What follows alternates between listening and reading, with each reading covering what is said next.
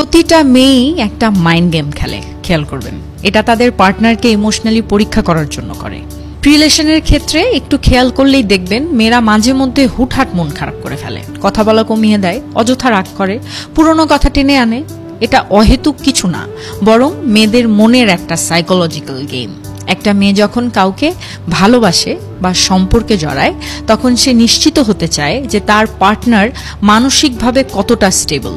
সে দেখতে চায় ছেলেটা তার মুড সুইং, আবেগ বা সাময়িক দুর্বলতার সময়ে কেমনভাবে রিয়্যাক্ট করে, অর্থাৎ ছেলেটার ধৈর্য, পরিস্থিতি সামলানোর ক্ষমতা কেমন।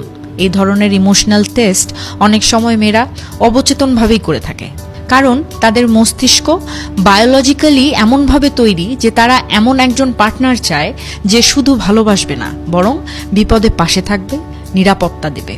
তাই যখন মেয়েরা অদ্ভুতভাবে আচরণ করে, তা সবসময় অ্যাটিটিউড বা ড্রামা নাও হতে পারে।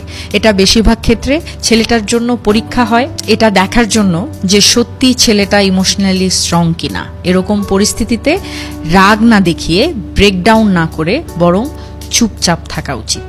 তাই কোনো মেয়ে যদি হঠাৎ এরকম আনএক্সপেক্টেড আচরণ করে, এটার মানে এই না যে সে সম্পর্ক নষ্ট করতে চায়, বরং সে বোঝার চেষ্টা করে আসলেই আপনি তার জন্য সেফ জোন কিনা।